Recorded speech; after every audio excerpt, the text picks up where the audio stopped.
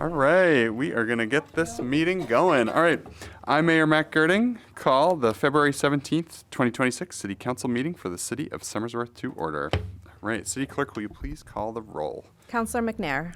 Here. Vincent. Excused. Gibson. Here. Parity Catanzaro. Here. Michaud. Here. Witham. Here. Austin. Here. Cameron. Here. Barry. Here. All right, Councilor Cameron will now lead the council in the Pledge of Allegiance. All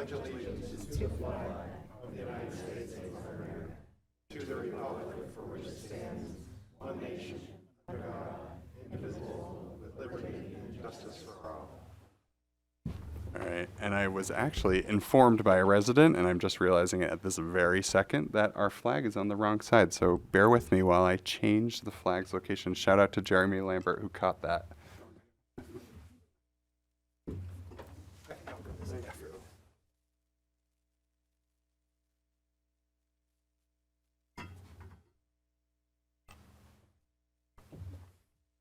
Wish I had remembered it before, so my apologies, but I remembered it now. All right, brings us to item 3 on the agenda, which is recognition of our Indigenous people, our Native ancestral Americans. This meeting takes place on Indokina, which is the unceded traditional ancestral homeland of the Abenaki, Pennacook, and Wabanaki peoples, past and present. We acknowledge and honor with gratitude the land, waterways, living beings, and the Alnabuk, the people who have stewarded Indokina throughout the generations. Item 4 on the agenda are presentations.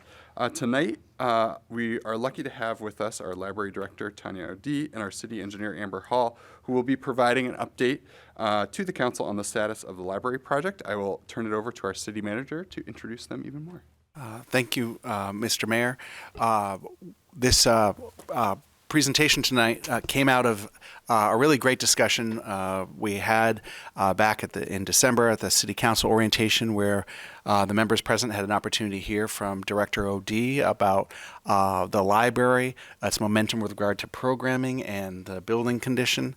And the feedback we received at the time is we need to speak more about this. We need to share where we are with our programming, the great story that our library is, and the impacts of the building condition. This is all in the context of an effort to see forward a renovation and addition of the library.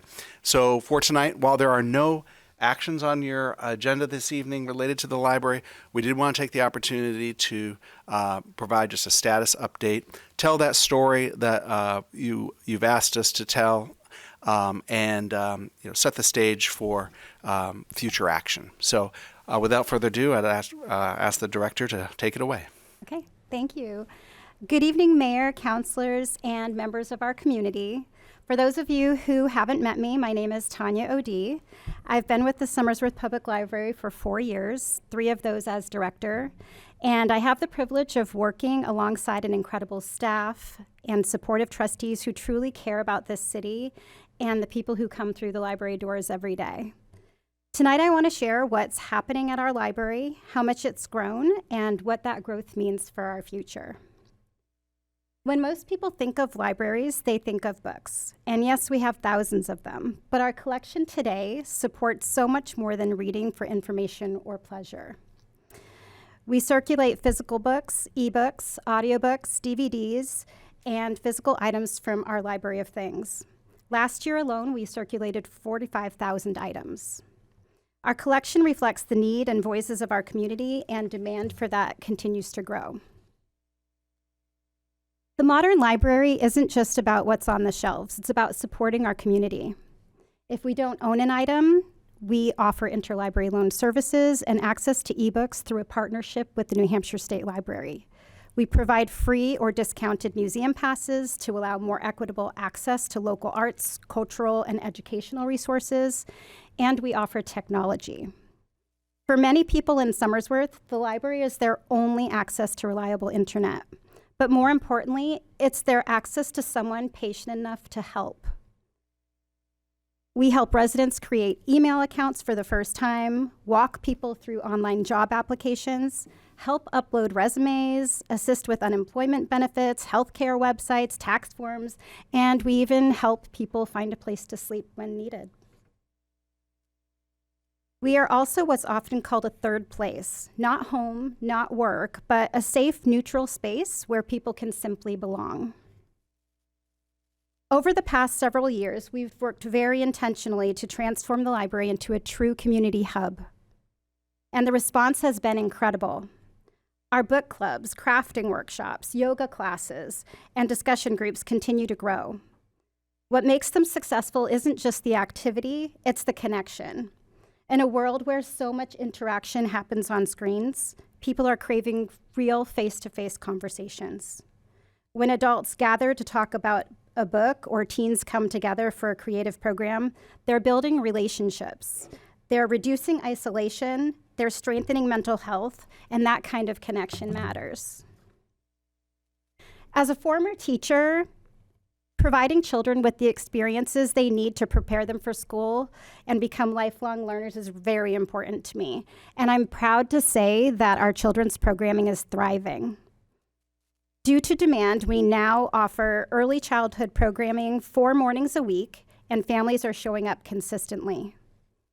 Our story times focus on building vocabulary, listening skills, and we intentionally plan activities to encourage curiosity and creativity, build confidence, improve fine and gross motor skills, problem solving, social skills, before they even step into kindergarten. Our Kids Crew sessions and special programming cater to elementary age children, providing engaging enrichment that builds on their skills and social connections. But just as important as the kids are the parents. The library provides a free, welcoming space where families connect with one another. Those conversations after story time build friendships and support groups. They reduce stress, they strengthen families, and stronger families build stronger communities. Even when we don't have a scheduled program happening, the library is alive, acting as a local community center. In the children's room, families work on puzzles, participate in scavenger hunts, explore rotating themed play spaces, and track their reading through 1,000 books before kindergarten. There are always art supplies out and games ready to play. In our young adult spaces, teens play board games, they use the Wii, create art, or participate in pop-up escape rooms. Most importantly, they have a safe place to be after school, one that doesn't require spending any money. The library quietly fills gaps that many families don't even realize exist. So let's put some numbers behind what I've just described. Last year, we welcomed 37,476 visitors through our doors. We issued 521 new library cards, completed 2,416 interlibrary loans, and issued 214 museum passes. There were 1,446 computer sessions. As mentioned earlier, we circulated 45,000 items and provided 95 unique programs with 9,622 total attendees. These aren't just statistics, they represent real people relying on their library. The growth in programming tells an even clearer story. In fiscal year 22-23, program attendance was 2,412. By 24-25, it reached 6,848, a 189% increase. Based on current stats, we're projecting close to 9,000 attendees this year, which represents a 273% increase in just 4 years. We now require registration for many programs simply to manage attendance safely and comfortably. The demand is clear. The community has noticed the growth too. Our Friends of the Library group launched in 2024 and achieved 501c3 status in 2025. They fundraise, volunteer, and advocate for us. Their support demonstrates that this momentum isn't temporary, it's sustained and community-driven. Now, we've talked about what's going well at the library, but now we need to talk about the challenges. Our biggest challenges are accessibility, aging infrastructure, and limited inefficient space. Our services are strong, our staff is strong, our demand is strong, but the building is not. Our library was built in 1969, long before the Americans with Disabilities Act. 3 of our 4 levels are inaccessible to individuals with mobility challenges. Our restrooms are in the basement, not accessible, but not fully ADA compliant either. We do not have an elevator, and we lack fully compliant primary entrance. Right now, only the library is accessible. Accessibility is not an enhancement, it's a fundamental requirement for equitable service. Now, even if we were not talking about the renovation at all, the building requires significant investments. There are maintenance projects that have been put aside for years in the hopes that a renovation would be coming soon. We're facing the need for a new HVAC system, roof replacement, foundation slab and drainage repairs, sprinkler installation, and additional code upgrades. The estimated cost of these maintenance items alone exceeds $1.3 million. These are not optional improvements, they're necessary. We need community space. As program attendance has increased dramatically since 2022, our need for functional space has increased as well. We need a community room that can be closed off for noise control during programs. We need a private meeting space, quiet workspaces, flexible areas designed intentionally for how we actually serve the public. Right now, we are constantly adapting around limitations instead of operating in a space designed for our reality. The proposed addition and renovation addresses these issues directly. It creates a full ADA accessibility. It addresses long-standing maintenance needs, improves energy efficiency, and it reconfigures our layout to make better use of the space that we have for the needs that we have. This is not an expansion for expansion's sake. It's strategic and thoughtful modernization. The project goals. The project will result in full ADA and code compliance, fully accessible collections, accessible restrooms, improved children's space, flexible programming areas, a private meeting room, and much needed infrastructure upgrades. It aligns our physical building with the level of service that we are already providing. All right, so here's the story. The effort towards accessibility is not a new one. It began nearly 30 years ago. So as you can see from this timeline, the library was built in 1969. The American Disabilities Act was passed in 1990. 6 years later, an accessibility study was completed. Grants were pursued in 98, but not awarded, and so the project stalled. In 2010 and 2011, it started back up again. Powered doors were put in, accessible parking was added, but then it stopped. In 2021, new accessibility and feasibility studies were conducted. The intention has been there for decades. So the most recent feasibility study, which included a community survey, clearly outlined what is needed: an elevator, accessible restrooms, a compliant entrance, fire suppression, and improved children's and programming spaces. In 2024, the city secured a $500,000 congressionally directed spending grant for the creation of design and construction documents. In 2025, we applied for a second congressionally directed spending grant, and although it wasn't rewarded, we now have construction documents that are 90% complete, and funding efforts for the $7.3 million project continue. Our next steps would include hiring a pre-construction manager to collaborate with Placework on financial construction documents. Construction managers would play a critical role in controlling costs through detailed planning, careful budgeting, budget monitoring, proactive risk management, and transparent communication. Their oversight would ensure efficiency and protect taxpayer investments. The Somersworth Public Library is already doing the work. We're supporting early literacy, workforce development, digital equity, mental health, and community connection. But right now, our building is failing us. This renovation is not about aesthetics. It's about access. It's about efficiency.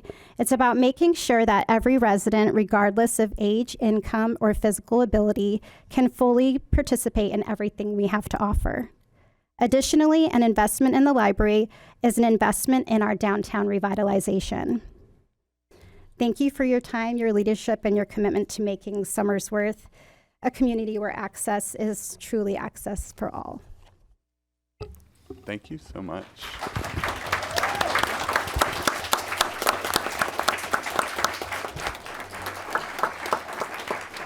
Any questions?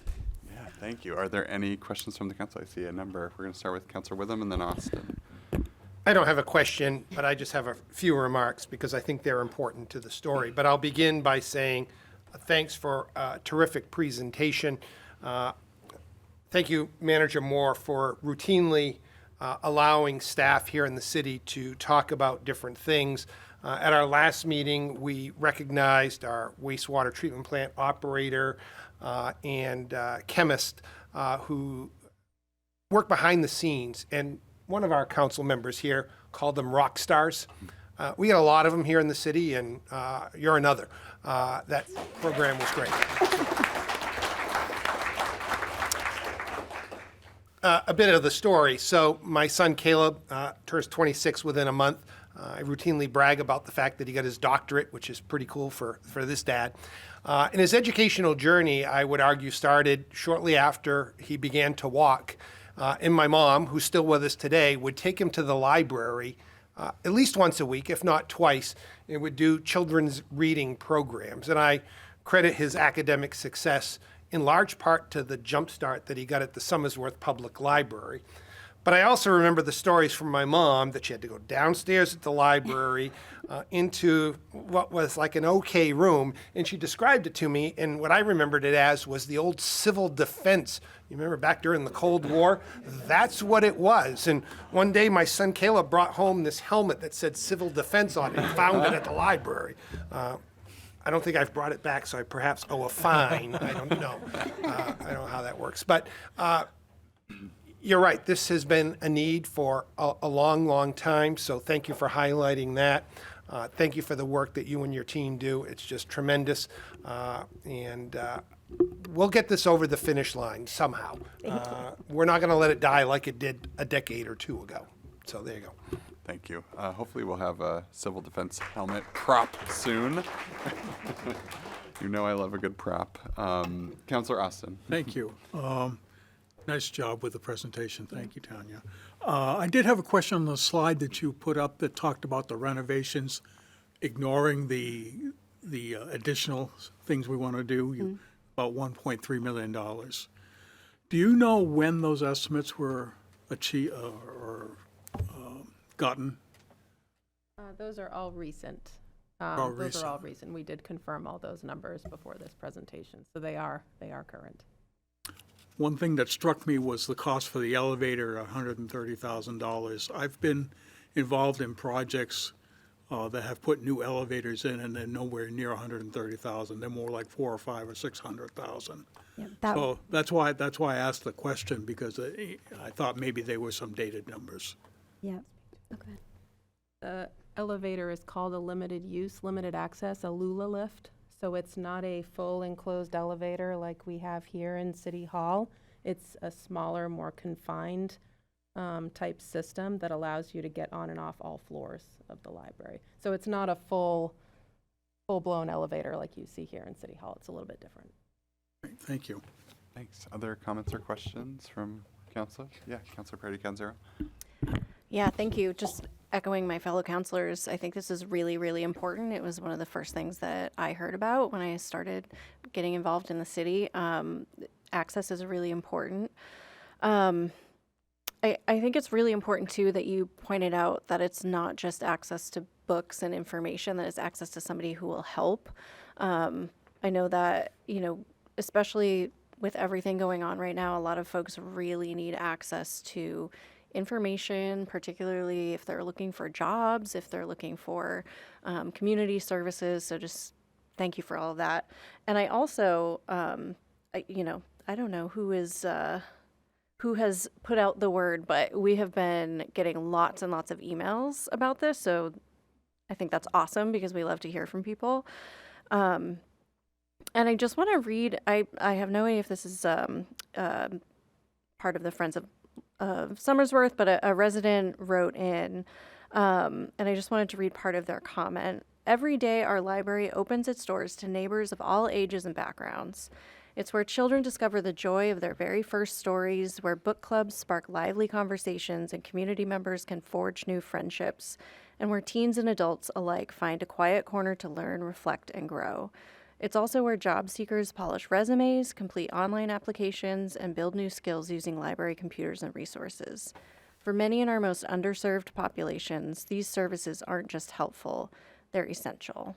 And I think I would fully agree that the library and making sure that the building matches the incredible demand that you've outlined very clearly with data, it's essential, just like the other essential services that we have in the city. So I fully support this, and again, I would join in saying thank you to the city manager for continuing to move this forward, hearing from us that it was a real priority that we find a way to get it done. Thank you. Other councilors? Yeah, Councilor Cameron and then Barry. Thank you. Thank you for your presentation. I mean, there's no denying that we need the library upgrade by any means. And your numbers speak for themselves and the programming and how they've increased over the years. And I've been to some myself, the Lighthouse one, of course, with Jeremy. And anybody who knows me knows I'd be at that one.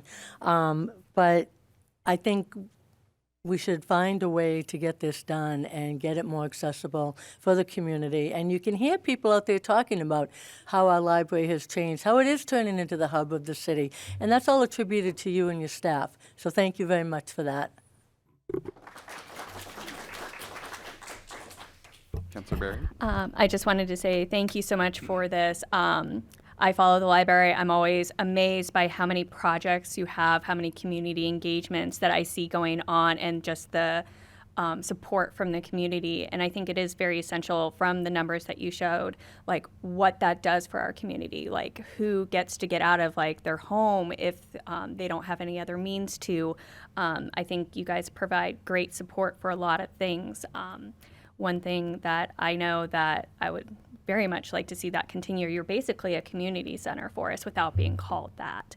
I'm very much hopeful that we can get this over the line. I know this is going to be a difficult year, but I think this is going to be very crucial for a lot of our community because it isn't just books, as you pointed out. So I'm very much looking forward to that. And I thank you so much for the information about how many people come there, what do they use. You know, I think it gets lost a lot. I, for one, will just speak to mine, not with ours specifically, but like when I was going through school and getting my master's and different things, libraries had what I needed, so I didn't have to spend money for books for research. And if they didn't have it, they could get it for me. That was huge, like to not have to spend that money when you're already strapped for cash. So I know how much libraries can help in those kind of situations. So thank you so much. Thank you. Others wishing to make a comment or ask questions? All right. Yeah, Councilor Michoud. I just want to thank you for coming out and giving us this presentation. I really appreciate it. I'm fully in supporting the library moving forward. I'm not sure how we're going to do it, but I have an idea or two, so I want to sit down with the mayor and the city manager and run a few ideas past them. But I also want to thank everybody else that came out and supported the library. I'm not sure about everybody else. It does show a lot of support for me to see that there's a strong backing behind this community that they want this done. So we'll see what we can do and get it done for you. Thank you. Thank you. Great. Councilor McNair? Just real quick, I would also like to echo the sentiments of my fellow counselors. It says a lot about the work that you and your team have done that we've seen so much progress with the library.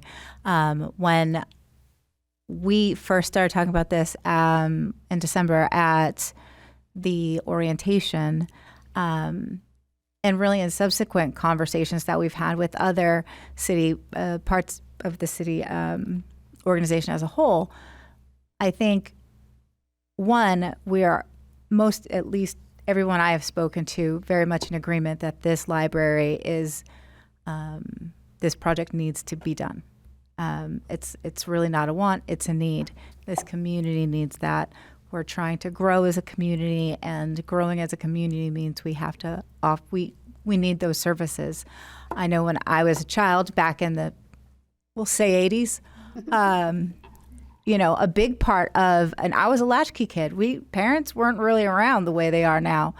And, I think a very large part of why I went on to become, chamber director, city council, like all of the things that I've done were in large part because of the education and guidance that I got outside of school at the library. So for us to be able to provide that same level of service to the next generation and the generations that are aging, I think is really important for our city. And I think we are really all dedicated to coming together to get this done for everyone. And also, I would like to thank everybody who came out in support of this. We do not see a packed house like this. So that also is a huge testament to how important this project is for our city. Thank you. Thank you. Other councilor comments or discussion?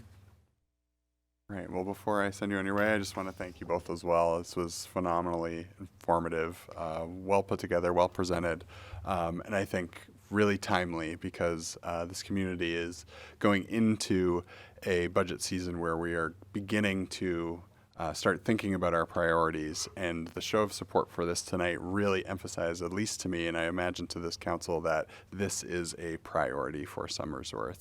And I will ensure that this project does not go to the wayside like the others in past years that you presented. We will not have another 10 years where we forget about the necessary needs of the library, and I will absolutely make sure that we make a decision in this term so that we can have what we need. So yeah, thank you. All right, thanks so much.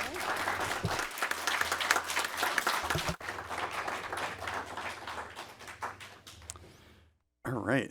That brings us to item 5 on our agenda, which is scheduled public hearings.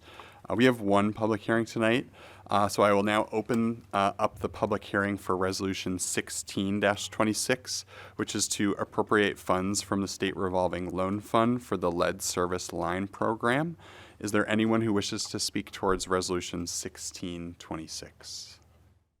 Anyone towards 1626? Okay. I know, it's true. Hey, no lead is good, though. All right, I will then close the public hearing on Resolution 1626. Brings us to item 6, which is comments by visitors. Somersworth City Council and Mayor's Office welcome all visitors and encourage you to voice your views and opinions with the City Council. In accordance with Council Rule 7-C, a time limit of 5 minutes per person shall be in effect unless the council wishes to suspend the rules. The speaker shall not enter into a debate with any persons, the mayor, council members, city manager, or department heads. Is there anyone who wishes to speak this evening? Yes, please come on up and please state your name and the ward in which you live. My name is Donna Donovan.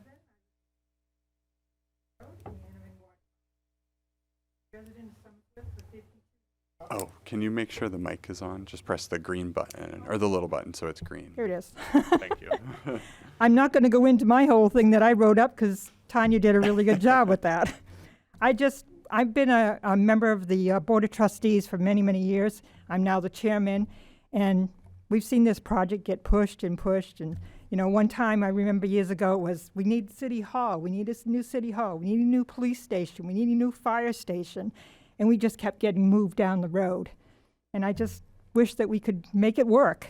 And that's all I'm asking for is support. Thank you. Thank you. Others wishing to speak this evening? Yes, if you'll come on up, state your name and ward in which you live. My name's Ethan Clark, Ward 1, and I have to say I've been a lot involved with a lot of fundraising events and things like that. That's probably one of the best presentations with such a clear vision and purpose. And I really think just from an independent standpoint, I think this would be an amazing opportunity to kind of strike while the iron's hot.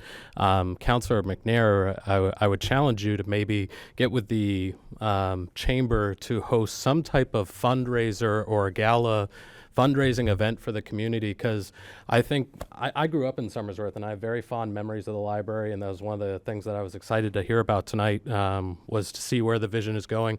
My daughters go to the library, much like, Councillor Witham, you were describing, your mother with your son. My mom takes my 4 daughters down there, and they get their little lessons in.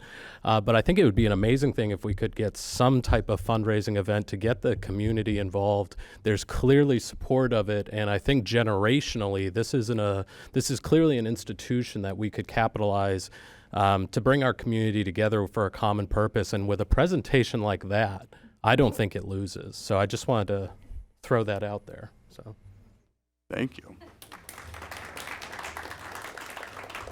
All right. Anyone else wishing to make public comment this evening? All right. Anybody else? All right. We will move on. Thank you. Brings us to item 7 on the agenda, which is approval of the consent calendar. The chair will now obtain a motion to approve the consent calendar, which includes the minutes of the City Council workshop held on February 2nd, 2026, as well as the minutes of our regular City Council meeting held on February 2nd, 2026. Do I have a motion? So moved. All right, we have a motion from Councillor Parity Catanzaro, seconded by Councillor Barry. Question for the council is on the adoption of the consent calendar. If you're in favor of the motion, you'll state by saying aye. If you're opposed, you'll state by saying nay. All those in favor? Aye. All opposed? All right, ayes appear to have it. Ayes have it. Consent calendar is adopted. Thank you. Brings us to item 8 on the agenda, which is acceptance of written communications, petitions, and donations. We have none. Brings us to item 9, which is the mayor's report. I want to first provide this evening an update to the council and the community about the status of our plans to build a new warming center at the county complex in Dover. As you all hopefully very well remember, this past December, the 3 cities approved $3.5 million in funds for the construction of a new warming center funded jointly between Dover, Somersworth, and Rochester. In tandem with the approval of the funds, Stratford County issued a request for proposal to various companies in the area to vie essentially to design and build our new center. We received numerous applications, I think it was 7, and from that total list, the mayors, the city managers, and the county commissioners worked together to discuss and decide the proposals that we all felt was most appealing. I'm happy to announce that we have decided on a builder for the new warming center. Hutter Construction Corporation is been selected to both design and build the project. And working with Hutter, we will be able to hopefully have this built. We were actually able to negotiate a timeline for this build that would allow it to be scheduled to be finished by November 15th, not certainly barring any possible delays or anything like that, but fingers crossed, knock on wood, we don't have any. But again, this is really exciting news. Not only is Hutter a extremely reputable company and well-known throughout the state, but they have tons of experience specifically building warming centers, shelters, and food pantries here in New Hampshire. Their expertise as well as their philanthropy are certainly invaluable, and I'm very excited to move forward with them building this project. On top of that, they were able to come in actually under budget at $3.1 million, so it saved us a little bit of money to be able to make sure some hopefully gets back to us, again, barring any snafus or extra expenses. But I wanted to provide that update. I felt like it was important for the council to know that we are, in fact, continuing to move forward on this project with the plans of having it ready for next winter. I also wanted to just give a quick update because I've had a few questions about this. We had a workshop with the superintendent not that long ago, and in that, superintendent requested the mayor, myself, to form a commission to hopefully examine and reimagine what the school district could look like. I've met with our superintendent, John Shea, and he and I are working together to essentially develop a charge for this committee, a list of members, so that hopefully at our next city council meeting, I will be able to present this and officially announce this committee. But I wanted to let folks know that it's on its way. If you have any specific expertise in this area or interest in serving, happy to chat with you and invite you to kind of reach out to me to fill me in more about what participation might look like. And lastly, I felt like it's appropriate to make aware that at our last council meeting, there was a hold on one of our appointees for I believe it's for HDC. Yes, Mr. Richard Brooks. There was a request that we look into the legality and legitimacy of serving on both the HDC and the ZBA. In speaking with the city manager, it was found that there is nothing prohibiting a member from being on both of these committees, and so Mr. Brooks, when he's serving on these, is certainly expected to recuse himself at appropriate times, which he has so far been doing, and I imagine will continue to do so if appointed this evening. I respectfully request that the council appoint Mr. Brooks at the appropriate time this evening. But that concludes my report, and I will turn it over, because it is now item 10, is the city manager's report. City Manager Moore. Thank you, Mr. Mayor. We have under consideration of ordinances and resolutions the second reading of that lead and copper rule borrowing authorization. We have staff here this evening if you have remaining questions about that topic. As you know, we recently presented on that borrowing earlier in February. In addition, under a first reading this evening is an ordinance to create Chapter 35 Schedule of Fees. Certainly, if you have questions about this that you'd like us to elaborate on, we could very happily do prior to a second reading at your next meeting. The concept here that's been reviewed twice now with the Finance Committee and led in part by the department heads is to create a system for renewing and readopting fees annually so that we are able to stay on top of the costs associated with providing services that are particular fees for services. As you know, we have some 34 ordinances. Many of our fees are spread out through those 34 ordinances. This Chapter 35 creation will create a method for adopting a schedule of fees on an annual basis through the budgeting process, which will have the effect of reminding us to keep the fees current and be able to make those changes without changing individual ordinances. The next item under City Manager items requiring action is an acceptance of a grant to update our historic district infill design guidelines. Once again, staff has led in initiating a grant through the Certified Local Government Grant Program in New Hampshire. This is available for communities who meet certain standards with historic district commissions. That $18,000 will be put towards the historic preservation planning efforts to update those infill guidelines. So the simple action tonight is acceptance of that grant and authorizing me to move forward with its implementation. As the mayor referenced my report back on service on city boards, which is included as an informational item in your packet this evening, as is a discussion of upcoming and recent past pole replacement projects in Somersworth. We're talking utility pole replacements by Eversource. There's a very lengthy memo that's intended to provide a primer of sorts on what has been undeniably a thorny and annoying issue related to utility poles, specifically utility poles that are planned for replacement, where replacement is started, another pole is erected, but the second pole never seems to go away. And we know that that has been a frustration in this community. We know that it has many visual impacts in this community, and we're working to get a handle on exactly what we are facing. At the same time, we have exciting redevelopment in our downtown that is catalyzing the need for some of this activity.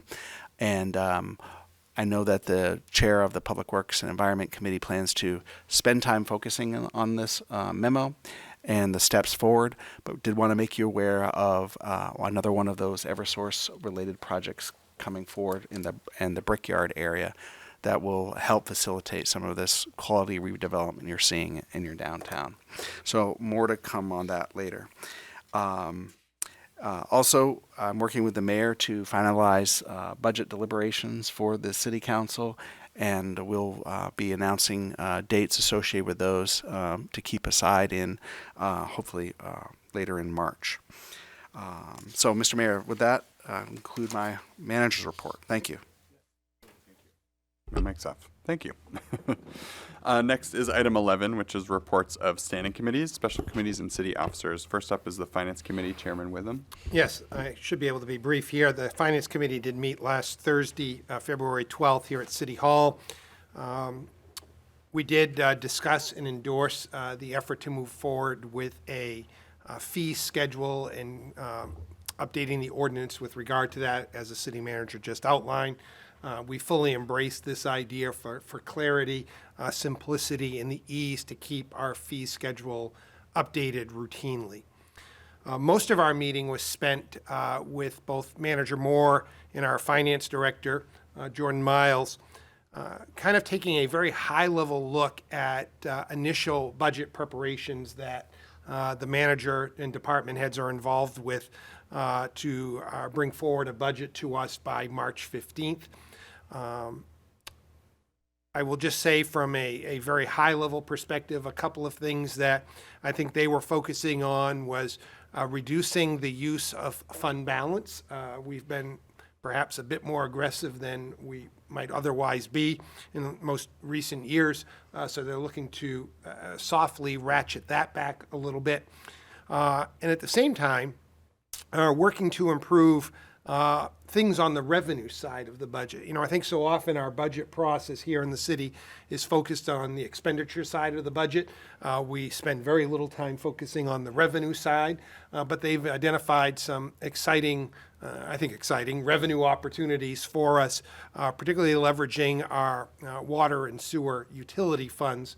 There are many functions that come out of the general operating budget for the city that our residents are taxed for, that ultimately support the water and sewer utilities, and those should be borne by the ratepayers. And we do some of that, but clearly we haven't been doing enough of that, and we're looking to do more of that. So those are a couple of high-level budget things that they presented to us. I think the committee was generally on board with the general direction that this was taking, and certainly appreciated the efforts of both our finance director, Jordan Miles, and our city manager working through these things. This is their first budget, so they're on a pretty steep and aggressive learning curve, but they'll do just fine. So that'll conclude my report. Thank you. We are meeting again tomorrow. Again, finance, busy time of year for the committee. So First budget for Somersworth. that's fair. Yes, that's fair. All right, brings us to Government Operations Committee, Chair Mishu. And no report this evening, Your Honor. Thank you. Next is Economic Development Committee, Chair Parity Catanzaro. No report, but I am looking to schedule a meeting soon. Perfect, thank you. Public Safety Committee, Chair Vincent's not here. Vice Chair Parity Catanzaro. Any meeting? No report. All right, thank you. Public Works and the Environment Committee, Chair Witham. No report. Thank you. And lastly, Recreation Committee, Chair Cameron. Yes, Your Honor, we met before our meeting tonight, and we had talked about renewing the lease for the USA softball usage for this year coming up. We had also talked to them about some of the site improvements that they have done out at Malley Farm, and moving forward, we will be asking them to fill out permits for City Council to approve for them to do any improvements moving forward, just to kind of show good faith on both our parts. They're looking to angle the backstops for preventing the balls from going from field to field, and putting up a net in between so the balls don't go between the fields as well. And we've asked them to save receipts to kind of show us how much they're putting into the field out there. So we kind of have a running idea of what's going on with that. And then kind of work with them in the future of maybe some joint projects out there to improve the fields as far as maybe the sheds, bathrooms, and a concession. We also had an update that the recreation programming would like to add trends back in. There was a need for the grades from 6th to 8th grade and adding on 20 more campers. So to offset that increase, it will come in the revenue of charging what it would cost to go to the camp for the summer. And kids camp applications will open on Monday, and they usually do sell out. And they also would like to add travel basketball back in. They find that there is a need for that for the kids as well, and there's usually 60 kids that participate in that program. And again, the additional cost will be funded by the revenue from being charged to play. They also talked about the Easter egg hunt coming up April 3rd. They're going to add in the 50-plus walking program, which will start in May. They're going to have a bird watching program and also, again, run the Granite State Field and Track. So that concludes my report. Thank you. All right. Are there any reports of special committees? Yes, Councillor Austin. Thank you, Your Honor. I attended a school board meeting last evening here in City Hall. They have several things on their agenda. Top of mind, I guess, is the approval of the budget that they are sending to the city manager. They will be sending a tax cap compliant budget along with a recommendation for other items that they feel they really should have.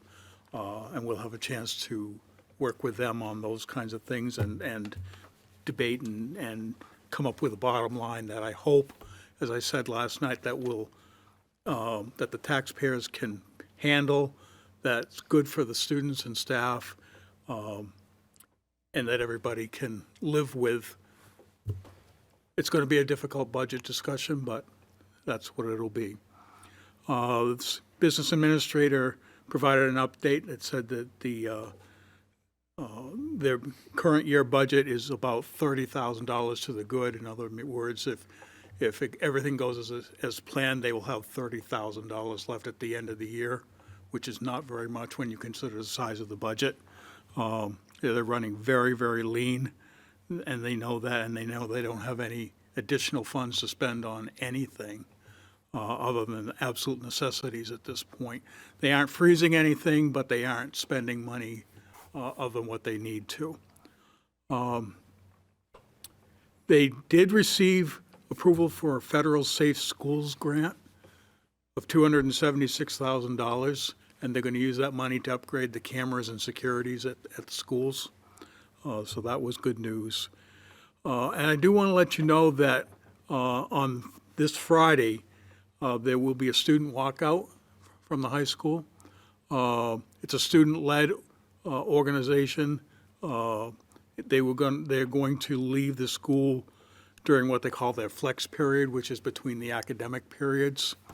And they plan to go from the high school to the SAU office and have their big gathering there. They didn't feel that they would be visible enough staying on the school grounds. There isn't a big enough space for them to do their signs or speeches or whatever they're going to do and be visible enough to the community without, with all the snow and things around. So they've decided they're going to walk up to the SAU office and do that there.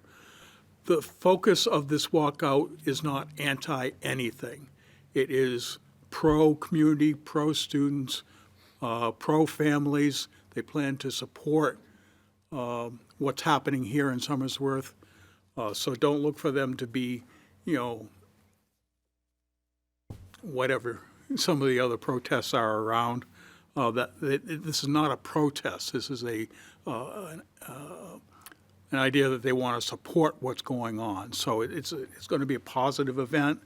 They're getting good support from the administration, but the administration is not in a position, and they will not be telling the students what they can do during this walkout. It's a student-led event, and they will be doing it themselves. There will be administrators there to sort of oversee so that everybody remains safe, and that will be the focus of the administration being there. But it's a student event. So I mention it because, all of a sudden you'll see a bunch of kids walking around on Cemetery Road in the middle of the day on Friday and wonder what's going on. So I just bring that to your attention. Thank you. Thank you. Appreciate it. Any other reports of special committees? I think we have Councilor Cameron and then Councilor McNair. Thank you, Your Honor. Arts and Culture met tonight as well before City Council, and they had talked about, Director Mears told us that there has been a grant opportunity that the city has been awarded. It's called the PREP grant, and please forgive me because I couldn't write fast enough to write it down, but it was Piscataqua something. It's a $25,000 grant, and it has to do with permanent art installations having to do with climate change. So they have reached out to 3 different artists. One was Mike Durkee, who did the Little League mural. Another one is a Newmarket artist, and another one is a Nathan Walker, who did the Blue Crab in Dover at the Children's Museum. And we were, as a committee, very interested in the sculpture. Once the grant is awarded, then it will be accepted by the City Council, and then the money will be secured, and they will engage in putting out an RFP for the artists to put in what their ideas and designs would be and get approval. And we also will be putting out a RFP for the mural for downtown over on Washington Street. And that's something that's been in the works for a couple years. So we are looking for a couple artists to do that one, and it will be on the center of town, on that wall there. It will spell out Somersworth with hopefully some ideas of what to put in the letters as to what Somersworth will mean to you. And we adjourned after that. Great. Thank you. Thank you. A lot of great projects. Councilor McNair? Yeah, so tonight, right, also before this meeting, we were in many meetings, and one of them was for the community engagement. What are we? Community outreach and engagement. It's such a long name. So many words. Call it Coco. Coco? We're calling it Coco. The Coco Club. Coco Committee. So anyway, so we did meet before this, and we discussed, since this was our first meeting and I was not a part of City Council last year, we talked about what were the goals and strategies for last year so we could kind of use those to inform our work for this year. And one of the things we talked about was, the welcome flyer and some different ways that we can improve on that and get that kind of out. We talked about what is the charge of this committee, what are we supposed to be doing, and it's really all in the name, engaging with Somersworth. And so I'm seeing, so we were just discussing the different ways that we can make that happen. And those discussions are happening across multiple committees. There's a wayfinding discussion, different ways we can identify different areas of the city to help kind of bring some attention to those. Flyers, welcome guide, working with the chamber, some video, some digital assets that we can use to highlight both our citizens and our businesses. So just a lot of really exciting things. We're kind of coming back next time to with some additional information. Everybody's got some assignments, and we'll be using that to inform our next steps. Thank you so much. All right. Any other reports of special committees? Okay, seeing none. Any reports of city officers? Any of those either? All right. Brings us to item 12, which is nominations, appointments, and elections. Under nominations, appointments, and elections, in accordance with Council Rule 17 appointments, the following nominees are up for council confirmation vote this evening. We have 3 nominees. The first nominee is Richard Brooks, who is up for reappointment as a member of the Historic District Commission for a term of 3 years. Our second is David Hawk for appointment as a member of the Zoning Board of Adjustments for a term of 3 years. And third is Caitlin Stefanski for appointment as a member of the Conservation Commission for a term of 3 years. What are the wishes of the council? Councilor Witham. Move that council affirm the nomination of all 3. Perfect. Councilor, thank you. Councilor Witham makes a motion to appoint the slate of nominees, seconded by Councilor Gibson. Motion for the council is to appoint our slate of nominees. Discussion. Councilor Barry. I wanted to say thank you to our city staff for looking into the, if there was any ruling on if you could be on two boards, if they report into each other, or just to make sure that we are doing everything by the book. Very helpful. I know we got some information in our packets about what recusal means and versus abstaining. So that was very informational to me, and I'm happy to know that we're doing things how we should be.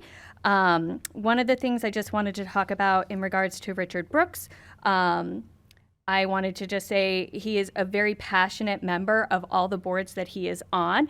We're not always on the same side, which if you watch any HDC board meeting, you kind of understand that, but that has nothing to do with his passion and him wanting to serve on these boards. One thing I did want to say as the HDC rep, I did reach out to the members of the HDC to understand where they're at, because I think that is kind of critical as a council member to make sure that we're representing everybody within our city. And I will say the majority was in favor of his reappointment, so I will be in favor of reappointing Mr. Brooks. Thank you. Appreciate it. Other discussion? All right, seeing none. If you are in favor of our slate of nominees, you'll state by saying aye. If you are not, you'll state by saying nay. All in favor? Aye. Aye. All opposed? All right, ayes have it. Nominees are all accepted. Thank you. Under nominations, appointments, and elections, in accordance with Council Rule 17 appointments, the following nominees are being introduced this evening. We have Lori Stein for appointment as an alternate member to the Historic District Commission for a term of 3 years. This nominee will stand in nomination until our next regularly scheduled meeting. Brings us to item 13, which is items laid upon the table. We have none. Brings us to item 14, which is considerations of ordinances and resolutions. The chair recognizes the clerk for a second reading of Resolution 1626, which is to appropriate funds from the State Revolving Loan Fund for the lead service line program. City Clerk. Resolution number 1626, to appropriate funds from the State Revolving Loan Fund for the lead service line program. Thank you. Resolution 1626, having been read a first and now second time, is open to amendment. Any amendment this evening? Seeing none. No amendment being offered, the chair will look for a motion on Resolution 1626. Councillor Austin. I'll move for the adoption of Resolution 1626. Councillor Austin moves to the adoption of Resolution 1626, seconded by Councillor Witham. Motion for the council is on the adoption of Resolution 1626. Discussion? Seeing none. If you're in favor of the adoption of Resolution 1626, you'll state by saying yes. If you are not, you'll state by saying no. City Clerk, will you please call the roll? Councillor Witham? Yes. Austin? Yes. Cameron? Yes. Barry? Yes. McNair? Yes. Gibson? Yes. Parity Catanzaro? Yes. Michaud? Yes. All right, Resolution 1626 has been adopted. Thank you. Chair recognizes the clerk for a second reading now on Resolution 1726, which is to notify the city tax collector that the city council shall not accept a tax deed on certain properties subject to an unredeemed tax lien. City Clerk. Resolution number 1726, to notify the city tax collector that the city council shall not accept a tax deed on certain properties subject to an unredeemed tax lien. Thank you. Resolution 1726, having been read a first and now second time, is open to further amendment. Seeing no amendment, the chair will look for a motion on Resolution 1726. Councillor McNair. Yes, so I move for the adoption of Resolution 1726. Councillor McNair moves for the adoption of Resolution 1726, seconded by Councillor Gibson. Motion for the council is on the adoption of Resolution 1726. Discussion. Councillor Witham. Yes, thank you. I think I spoke about it during a recent committee report. This action now is to notify the tax collector not to take these deeds because they would create unnecessary hardship for the city, contaminated land, things of that nature. The remaining properties where the city tax collector, working with our finance office, will move forward with this will likely result in almost every instance with the property owners coming up with a payment plan or some other strategy, because the last thing that we really want to do is to evict somebody and to own property that we then need to get rid of. That being said, I can say that in all of my time here on the city council, the list of properties where people have gotten behind on their property taxes is the smallest that it has ever been. So that's not to say that people in the community don't have challenges paying their taxes and all of those sorts of things. But people care about the services that we deliver, and they do what they need to pay their taxes. So I applaud our residents for that extra effort, and just want them to know that this is an automatic process that hopefully we can come to resolve in almost every instance. Thank you. Thank you. Other discussion? All right. If you're in favor of the adoption of Resolution 17-26, you'll state by saying yes. If you're not, you'll state by saying no. City Clerk, will you please call the roll? Counselor Witham. Yes. Austin. Yes. Cameron. Yes. Barry. Yes. McNair. Yes. Gibson. Yes. Parity Catanzaro. Yes. Michaud. Yes. Thank you. Resolution 17-26 has been adopted. Moves us to our next one, which the chair will recognize the clerk for a first reading on Ordinance 7-26, which is to create Ordinance Chapter 35, Schedule of Fees. City Clerk. Ordinance number 726, to create ordinance Chapter 35, Schedule of Fees, February 17th, 2026. Be it ordained by the City Council of the City of Somersworth that the ordinances of the City of Somersworth as amended be further amended by creating new ordinance Chapter 35, Schedule of Fees. Chapter 35, Schedule of Fees, Section 1, Purpose. This ordinance is adopted for the purpose of creating a more efficient system for the city to adopt and adjust municipal fees. Section 2, Procedure. To the extent permitted by law and notwithstanding any ordinance previously adopted to the contrary, all municipal fees, whether established by ordinance or otherwise, shall be adopted and may be amended by resolution during the annual budget adoption process and have the effective date as indicated in the resolution. Section 3, Default. Any municipal fee which is not listed in the fee resolution adopted during the annual budget process, or any municipal fee which is determined to require a process other than adoption by annual budget resolution, shall remain at the level at which it was last validly adopted by the city. Section 4, Fee updates prior to first budget process under this ordinance. Any existing or new fees adopted by the City Council prior to the first resolution implementing the initial resolution under this ordinance shall be in the form of a resolution and combined with and readopted with the initial resolution. It is further ordained that the city clerk is hereby authorized to replace the fee provision in any appropriate ordinance with a provision reading fees to be determined in accordance with Chapter 35 or similar wording. This ordinance shall take effect upon its passage. Sponsored by Councilors David A. Witham, Donald Austin, Laura Berry, Richard Michaud, approved City Attorney. Thank you. Ordinance 7-26 having been read a first time will remain in first reading until our next regularly scheduled meeting, at which time we will have a public hearing. The chair recognizes the clerk for a first reading of Resolution 18-26, which is the joint resolution of the City of Somersworth City Council affirming the City of Somersworth's commitment to self-determination, self-governments, and local government. So, City Clerk. Resolution number 1826, joint resolution of the City of Somersworth City Council affirming the City of Somersworth's commitment to self-determination, self-governance, and local control. February 17th, 2026. Whereas the City of Somersworth affirms its support for locally determined school enrollment options. And whereas the City of Somersworth opposes any statewide policies, including open enrollment, that risk exacerbating educational and financial inequities or compromising the sustainability of local school districts. And whereas decisions regarding open enrollment must be made through a transparent, inclusive process at the local level with meaningful input from those directly impacted. Now therefore be it resolved that the City Council of the City of Somersworth opposes all attempts of any statewide policies that deter from the New Hampshire tradition of self-governance and local control, and further opposes any attempt of implementing or dictating through state policy the local governing body's right of self-determination and ability to enter or not enter into an open enrollment agreement. Sponsored by Mayor Matt Girding, Crystal Parity Catanzaro, approved City Attorney. Thank you.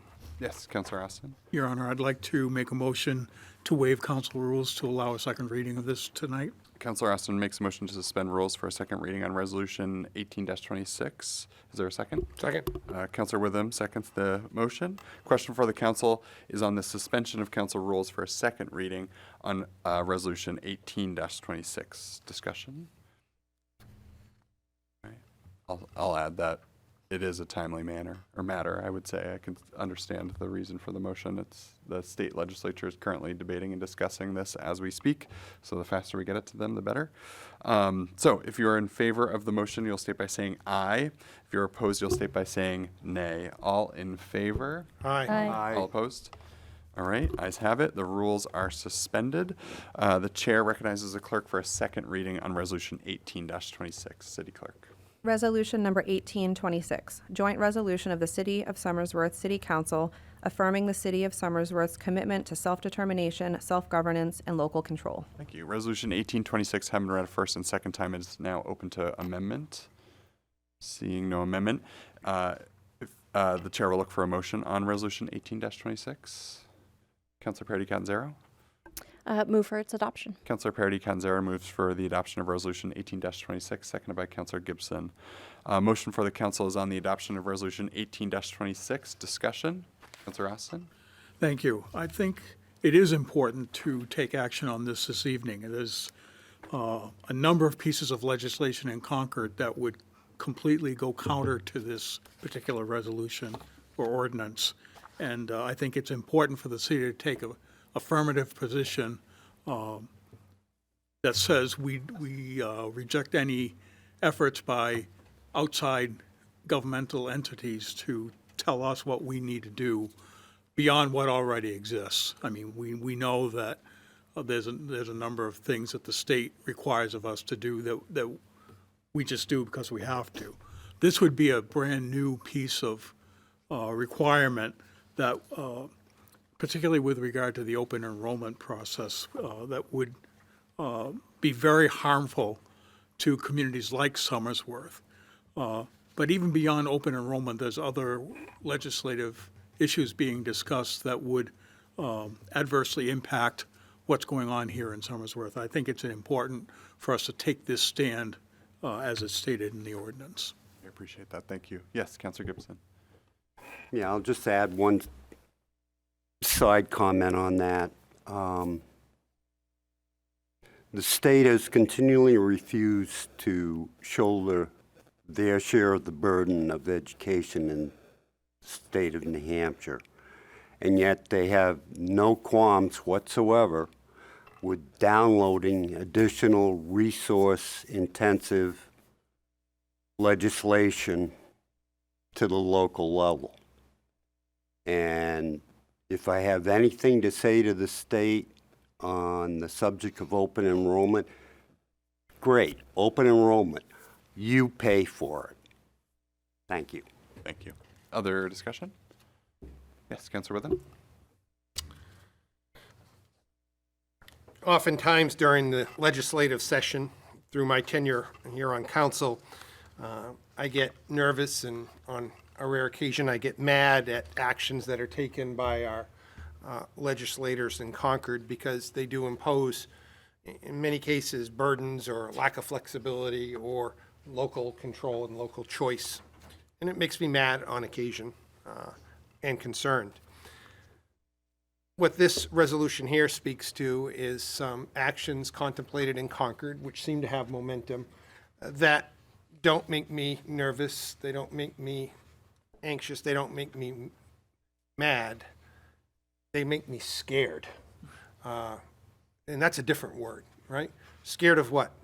Scared of what our school system could look like in the not too distant future. It's not hard to imagine a fallout from actions that this resolution seeks to address that could take us from having the first public high school in the state of New Hampshire to being a place where we don't have a public high school anymore. If that doesn't scare you, I don't know what could. I'm not sure what this does. It's sort of like pulling the blanket over your head when you're scared, I suppose, but it's at least something. So I'm certainly in support of the resolution. Thank you. Other discussion? All right. Seeing none. If you are in favor of the adoption of Resolution 1826, you'll state by saying yes. If you're not, you'll state by saying no. City Clerk, will you please call the roll? Councilor Parity-Catanzaro. Yes. Michaud. Yes. Witham. Yes. Austin. Yes. Cameron. Yes. Barry. Yes. McNair. Yes. Gibson. Yes. Resolution 1826 has been adopted. Thank you. I ask that this resolution be sent to the governor, the Senate, and the State House, please. Next on the agenda is item 15, which is the city manager items requiring action. Tonight we have one item requiring action. The council is being requested to provide authorization to accept a grant to update historic district infill design guidelines. What are the wishes of the council? Yes, Councilor Gibson. I move that we authorize the city manager to accept a grant to update historic district infill design guidelines. Thank you. Councilor Gibson makes a motion to authorize the city manager to accept a grant to update the historic district infill guidelines. Is there a second? Councilor Barry seconds. Motion for the council is on whether to authorize the city manager to accept a grant to update historic district infill guidelines. Discussion. Councilor Barry and then Witham. I'm very much in favor of this because, again, I think if we can get help with money to support this effort, we should. It's also great timing as our HDC is going through a revision of some of our visual guidelines. We wanted to tackle infill, but knowing that this might be coming, we actually kind of tabled that to the back. I think this gives experts to help weigh in and make sure that we are doing this correctly. So I think it is one of those why wouldn't we questions. So Appreciate that. Thank you, Councilor. Councilor Witham? Well stated, why wouldn't we, right? I can tell you, why should we, right? If you walk the historic district, I think it was a few years ago now, Mr. Brooks, who we just voted in tonight, and I took a walking tour of much of the district, and I remember him pointing out to me some what we would perhaps characterize as successful infill, and some properties where we might characterize things as being less than successful infill. And we know that we've wrangled with some issues of infill in the historic district that have been, for lack of a better term, contentious. So there's a need to better align our thoughts with regard to what this should be, and this might help us in that direction. So I support it. Thank you. Other discussion? Yeah, I'll just add that I am very much in support of this as well. Not that I'll be voting on it this evening, likely. But as you all very well may remember, in our last term, I took a stab at trying to kind of adjust and fix the infill kind of ordinances and that we have here in the city to no avail. But I do think that this will be a much more elegant solution than the mayor taking his red pen to things. So I appreciate this. It's nice to know that sometimes even when you get a little hot-headed and just try your hand at something, that people are still listening and can guide you in the right direction. So thank you to City Hall. All right, other discussion? All right. Seeing no more discussion, if you're in favor of the motion, you'll state by saying yes. If you're opposed, you'll state by saying no. City Clerk, will you please call the roll? Councilor Gibson. Yes. Parity Catanzaro. Yes. Michaud. Yes. Witham. Yes. Austin. Yes. Cameron. Yes. Barry. yes. McNair. Yes. All right. City Manager, you're now authorized to accept the grant. Thank you. Brings us to item 16, which is items under other. We have none. Next is item 17, which is comments by visitors. As I stated earlier, Somersworth City Council and Mayor's Office welcome all visitors and encourage you to voice your opinions and views at council meetings. In accordance with Council Rule 7-C, a time limit of 5 minutes per person shall be in effect unless the council wishes to suspend the rules. Speakers shall not enter into a debate with any persons, the mayor, council members, city manager, or department heads. Is there anyone who wishes to speak this evening? Yeah, thank you. If you could state your name and the ward in which you live.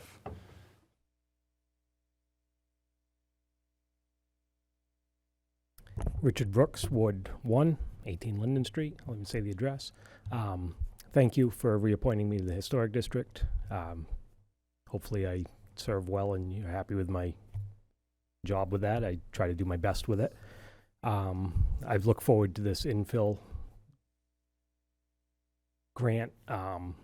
Keep in mind that form-based codes are all within our historic downtown, so I hope it works well with that. I'd like to see it incorporated, to be honest. I think form-based codes could work as a good way to lead what infill should be. It gives us more of a design guideline Not something hard in stone saying it has to be this, has to be that, but certainly something that leans us in the right direction is my intent and my thought behind that. And I'd love to discuss that in greater detail with anybody if they want to talk, sit down and talk and listen, and I'll listen as well. Now on another note, taxes, they're crazy. School board taxes are a lion's share of our taxes. I figured out that 62% of my taxes go to the school board. And my taxes now, when you break the taxes down by the month, because of course it's incorporated into my mortgage payment, my tax payment is now bigger than the principal payment on my mortgage. So it hurts. You know, it's a lot of money that we have to pay. And of course, this is for everybody. This affects rents. It's just a chain reaction. It affects everybody, whether you own property or not. If you're renting from someone, the landlord has to pay the taxes. It reflects in your rent. I know there's been a lot of outside the box ideas, discussion that seems to be coming around with the school board, different funding avenues, ideas, even maybe just planning with our school district in general. Keep in mind, outside the box thinking sometimes has some crazy ideas, but maybe they're good ideas. And there's a gentleman named Daniel Richards, who is a constitutional scholar that studied our Constitution. He's got a couple of guys, I don't remember their names. They served on the school board in Wyndham, and under their tenure, they were able to reduce costs and improve grades. That's something that we rarely see in any school district in this state. So them as a group have come up with a plan to get residents of New Hampshire, and this doesn't matter what city or town you live in, to file a tax abatement with a constitutional grounds attachment regarding funding of schools. And I would urge anybody to look into this. I filed mine today. Maybe it forces a state to look at this another way, because I'm sure they're going to be denied. Then we have the right to appeal this to either, I'm not good with the words, but it's some land use board, or to the Supreme Court. Supreme Court's recommended to get this into the courts and maybe get a funding solution to our schools. So just something I want to make people aware of. Anybody at home or anywhere in the state, consider this, please. Thank you. Thank you. Any other comments from the public? Again, thank you. If you could state your name and the ward in which you live. Ethan Clark, Ward 1. I have an open dialogue with the superintendent and Maggie Larson, the chair, regarding the walkout. So some of these matters are not necessarily addressed. I'm waiting on a response. But I just wanted to do a correction to Councilor Austin's statement, because he mentioned that it's not a protest. I actually have a copy of the student-circulated notice that went out. Literally, the first sentence is, on Friday, the 20th of 2026, we are planning to have a walkout protest in support of Somersworth immigrant students and families, along with ICE Out. My biggest concern with this, I'm actually an advocate of the students protesting on the school property. I think it's great. Give them the opportunity to exercise their First Amendment rights. You as teachers have the ability to engage with them and show them a proper way of how to execute this right. Dover did a great job. They had the walkout. They went outside. They were able to allow their opinion to be heard. There was no immediate danger to the students, the school's off public roads, things like that. I have 4 kids. My kids are not participating in this. But on any other school day, if my kid wants to leave the school, field trip, whatever it is, what needs to happen? I need to sign a little permission slip that says, yes, my kid can leave the property. They're within your care. As far as I was made aware, and I was at the meeting last night, the principal more or less stood up here and said, hey, it's happening. There's nothing we can do about it. Okay. All right, from a safety perspective, that's kind of concerning. So my immediate thought as a parent is, so you guys have no control over these kids coming and going? Okay, if that is the case, that's incredibly concerning. But there's also the response that went out was, we're going to have limited supervision. Okay, so supervision is there. Not sure if anybody saw what happened in Rhode Island last night, but people were injured being in an environment that they had no anticipation or something of that nature happening. As a parent, I would be mortified if my kid was able to participate in something, they were off property, and I didn't give that authorization. I think it's a good thing for these kids to be able to protest. I think it's great that the teachers are going to have the ability to be involved. Where I disagree is that it's a concentrated, organized effort to take them off property in a public environment that teachers and even police cannot control. If some wacko is in the Pine Woods or driving by West High Street and a student gets injured, the school board's going to walk in here and be like, hey, we sent you an email. Kid shouldn't have gone to school that day. That's an extreme case. I'm not saying that that would happen. But we have a duty and obligation to protect them from danger, just as we do from danger entering that building. The exact same message can be sent. As Councilor Austin stated in the meeting last night, there will likely be press there. It'll be in the Fosters. They're going to get plenty of resources and stuff like that. But we're also just opening them up to, it just seems like a risk that does not need to happen. Again, my kid goes on a field trip. I have to sign for them to be able to leave the building. But we're just going to let them walk right out and, oh, there's nothing we can do about it. They're doing it. Like, come on, they're kids. You're the teachers. Let's be real here, especially with what just happened in Rhode Island. I think that's a very serious thing that we need to consider. That is not why I was coming up here. So if I need an extension, I'll certainly ask for it. But where it was brought up, I think that needs to be considered. If kids are leaving the property, parents should have to sign off on that. They do on any other day of the week. 2 minutes, just so you're aware. 2 minutes. Can I file an extension now? Let's get to the end of the Biggest thing going into budget season, obviously we're not at the point yet where we're bursting from the seams here. I've had some correspondence with Councilor Parity Capanzaro, and obviously I want to thank you, Mayor Girding, for your correspondence and your timely response to me. I want to reassure the residents we have an amazing council here, and everyone's always very responsive, and we all have the same goal of making our city better. I think we also need to look at the future, though, not just the past. The enrollment is the lowest that it's been in this millennium, and the payroll is the highest it's been in this millennium. General economics, folks, we have to at some point, and talk to anybody that works in the regular economy, it is going to reset. At what point are we going to reset it? And I think that's a conversation that needs to happen. We can have some really cute ideas of how we're going to address schooling, but at some point, the economic factor has to come into it. We're paying a lot for less kids. So Somersworth enrollment in the last 10 years, 2015 to 2025, saw a decrease in 28% in enrollment. This is the first time in this millennium Somersworth has a lower tax rate than Dover. So if we're looking for the future and we're trying to give people a reason to move to this city, we now have the actual opportunity that someone has no association with Somersworth looks at a piece of paper and says, Somersworth has a lower tax rate than Dover. Maybe I should move there. Because that's a realistic factor. When if you talk to any realtor, hey, why do people choose Dover and Rochester? Yeah, they'll say schools, they'll say other things. A huge one, top 3, taxes. Somebody moving to the area, no experience here, looks at a piece of paper and they see taxes are higher.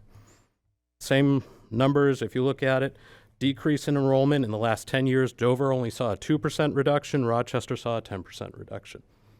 So we have a lower enrollment rate, but we had over double the amount of kids that left here. So what are we doing to actively attract families? We also have a higher population over 50. Councilor Gibson, you mentioned almost every tax season how the burden of those people over that you represent is affected by that tax rate.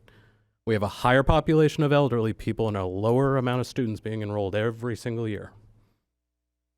So I think that's something that needs to be taken into consideration. This is going to be the first budget you have the ability as a council not to put us over a higher tax rate than our surrounding cities. That's going to have an immediate effect on people moving here. Mr. Clark, you are at your 5 minutes. Thank you for your time. Yeah, thank you. All right. Any other comments from the public? All right. Seeing none, we'll move on to item 18, which is counselors who are seeking to be recognized. Counselor Cameron, you are up first this evening. Yes, thank you, Anna. I will be keeping an eye on the weather this weekend. We are supposed to have Don't Trash Somersworth, but probably going to snow, so it probably will be canceled, but just keep checking the website if it will continue. And Mr. Clark, in reference to something you were talking about, I have been talking about decreased enrollment for a number of years now, so thank you for paying attention to that. Thank you. Thank you. Councilor Berry? All right, bear with me. I do have quite a list from everybody. I want to say thank you so much for everybody who came out and supported the library. As it was mentioned earlier, we got many communications. Keep it going, because again, if you're in our line of sight, if you're the squeaky leak, right, or the squeaky wheel, whatever you want to say, you stay at the top of the list. So this is something I'm very passionate about, because I do think our library has a very bright future. It already does a very great job. So I just want to see the support stay there. And again, love the idea of fundraisers, because, right, we can't necessarily do it alone. We are in a very, as it's talked about many times, a very bad budget year. A lot of things are outside of our control. We're losing funding left and right all over the place. So it's just one of those things. It's going to be hard, but I think we can get there, and I think we can do it. Again, thank you to city staff for looking at into if people could be on multiple boards. I do ask from some of the information we did get, and I don't know if this would go to government operations, but maybe we should look into a procedure for recusal versus abstaining within Somersworth. Just in my observation on different boards, some people just go sit in the audience, some go outside, some sit at the bench after they've recused themselves versus abstained. Just for clarity, I think across all the boards, it would be helpful. And if nothing is found, fine, great. But I think it would be nice to look into that a little bit further, just so we, again, have what we're supposed to do in those kind of situations. Not to say most people are not doing that, but again, I think it's helpful to have a clear procedure on that. I will leave it at that. Thank you. Thanks. Yeah, I think maybe in the code of conduct might be a good spot for that, since we just adopted that. I'll forward that over to GovOps to take a look at and see if it could fit there. Thanks. All right, brings us to Councilor McNair. What? I will be briefish, because apparently I talk a lot. I just want to say again, also thank you to everybody who came out in support of our library. Mr. Clark, challenge accepted. I did say that under my breath as you left, but one of the things that we talked about at the orientation that we've all referenced was funding. We lost the big part of our funding, and I think the very first thing I said was, can we get fundraising for this? Can we do fundraising? What, from a legal standpoint, a procedural standpoint, can we do this? And the answer was yes. And I said, well, let's. And so we're on the same page. I would love to use whatever leverage I have as a chamber director to get folks, which may be absolutely none. No, I'm just but I would love to use whatever leverage or whatever resources I have at my disposal to help in that cause. And then also, in terms of the education, I feel like we go this way every year, and there's do we pay higher taxes? Do we educate our kids? I think we all know that a big portion of the reason we're in this situation is because of the way New Hampshire is funded across the board, and how they choose to. I'm not going to talk about what the state does wrong. I'll be here all night. Sorry, Concord. But I think we have a real responsibility to our kids to see to it that their education is appropriate. And if there is out there, as Mr. Clark said, some sort of, way that we can find the money to do to deliver the education that we want for our kids, and not put our taxpayers in the poorhouse, as it were. I think we should. I think we should explore those options. I think we have to absolutely evaluate how we are delivering education. But I don't think anything is going to get done through divisive conversations. I think we all have to agree that we have all the best intentions, and that we're all on the same side. We're all in the same city. These are all our kids. These are all our parents. and we have to work harder to work with one another to solve these problems. That's it. Thank you. And we lost Councillor Gibson. I don't know where he went. Councillor Parity Canzero, you're up.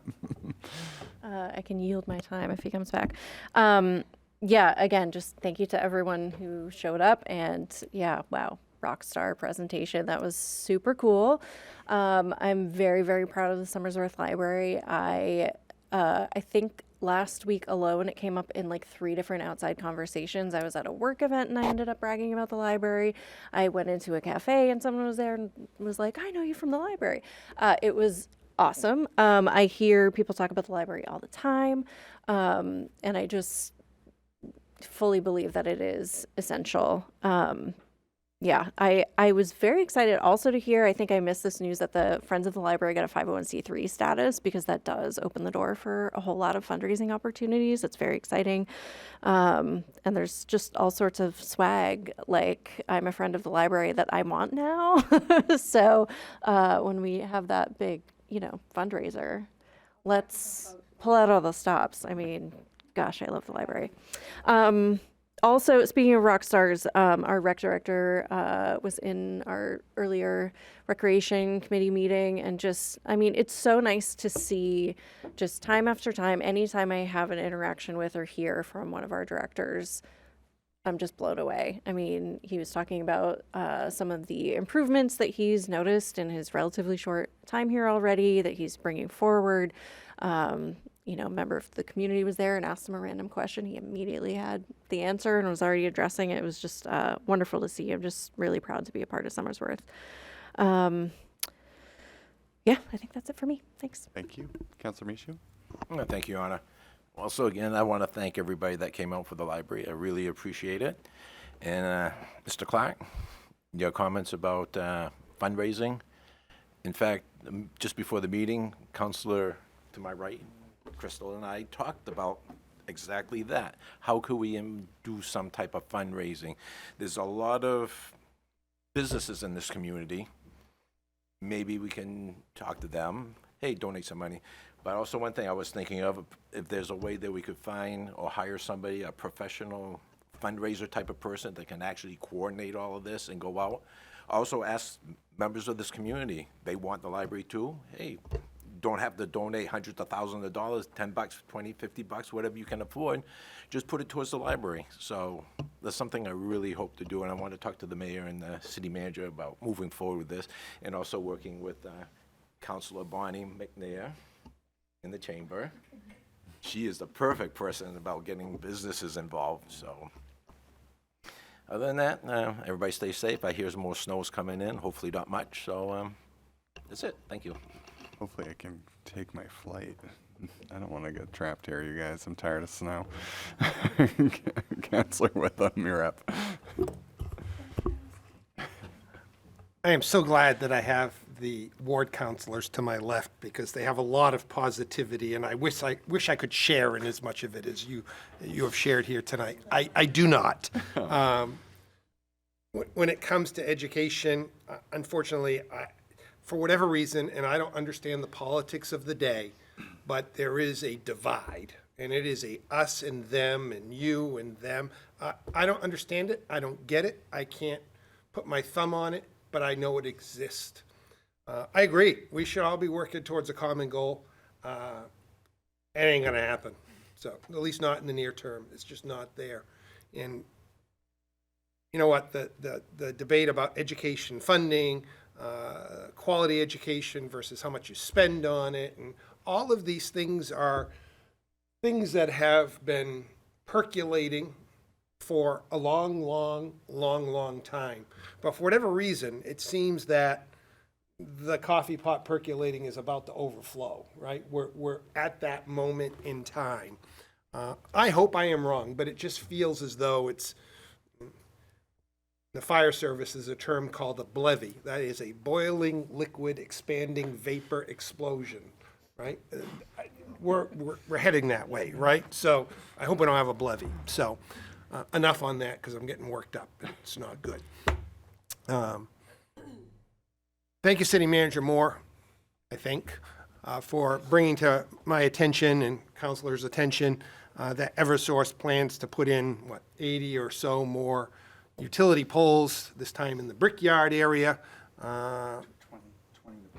20 in the Brickyard area. That's better than 80. It's 20 too many, but it might, right? So, yeah, my math gets skewed with them. So, here's the deal. I appreciate that Eversource is investing in our utility infrastructure. That is important, right? And I don't want for a second to diminish that. That's important for, as the manager said, our development efforts in the downtown. It's good for every member in the community. For community members that don't know, for a long time, utility poles here in the community were owned by Consolidated. They did not do anything to maintain their poles.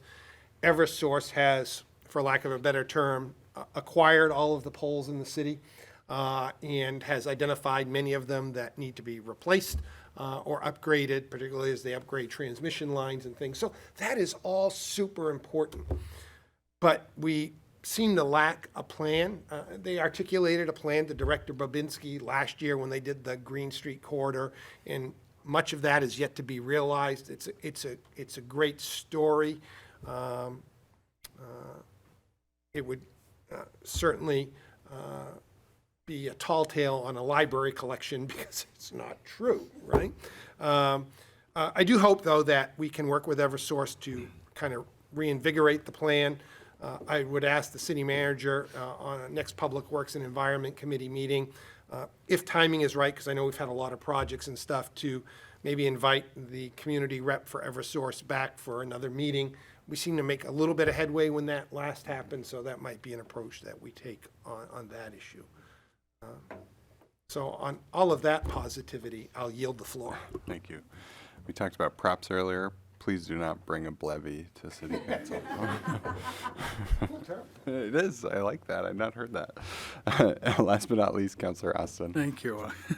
I don't know whether it's good or not good to be last, but anyway, couple of comments tonight. First of all, I do fully support the library project, and I hope that during the budget process we see some proposals that will allow us to consider funding that project and moving it forward. It absolutely needs to be done. It could be a real gem in the community, and I think we need to make it look like that and act like that. And we have staff and programs that already are doing that, so we need to continue to promote that, make the facility state of the art if we can do that.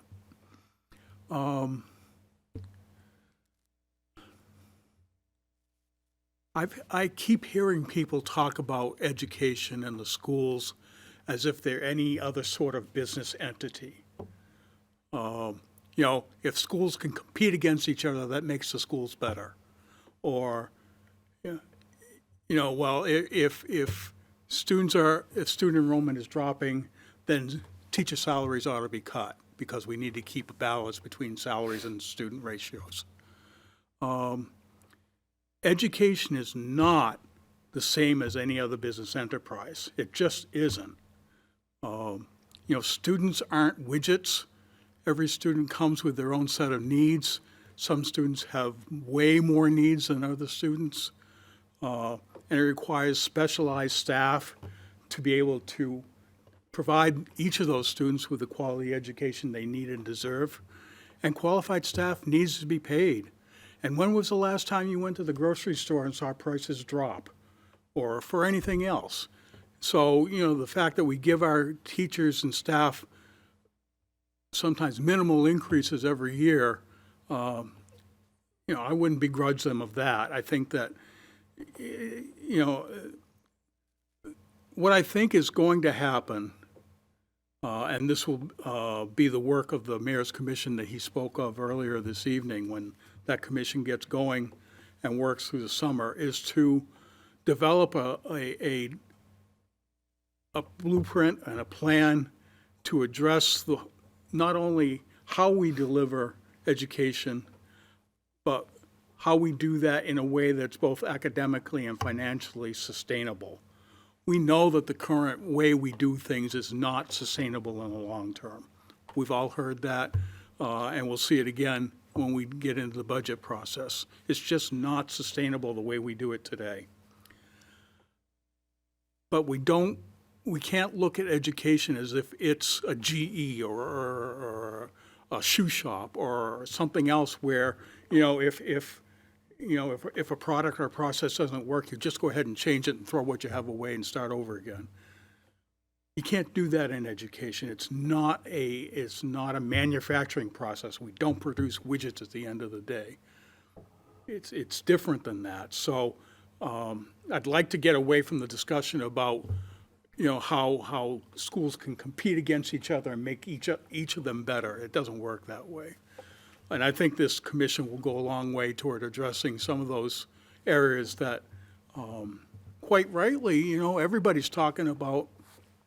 I've heard more this year about discussions about the way we educate our students than I've ever heard before. It's always been about money. Well, yes, money is an important thing. A tax rate is an important thing. The amount of taxes that you pay on your tax bill is an important thing. But, who was it said that if you keep doing things the same way and expect it to change, then it's not going to happen? So I'm sure it wasn't an exact quote, but that's kind of, you have to change the way you do things if you want to see something change. So I think this commission will go a long way toward making that happen. And I would encourage people to continue to watch that process. It's going to be a very compressed timeline, but the superintendent's goal is to have a new process blueprinted and a plan ready by next fall, so that it can be implemented by the time we get to the next budget season. So that's going to require a lot of work. It's going to require a lot of thoughtful processing and thinking about how we do things. But I think you may see some blueprints about some big changes in the way we deliver education in this community. And it could actually wind up that it makes us a place where everybody wants to come to, which wouldn't that be great? We do deliver good quality education to our students now, and I don't want people to think we don't. It's expensive. We pay a lot of money for it, but our kids are walking away and they're going to great colleges, they're going to great careers, they're getting a great education here, and the teachers and administration are doing everything they can to continue that process with whatever resources they have available to them. I don't want anybody to walk away thinking that we don't do that today.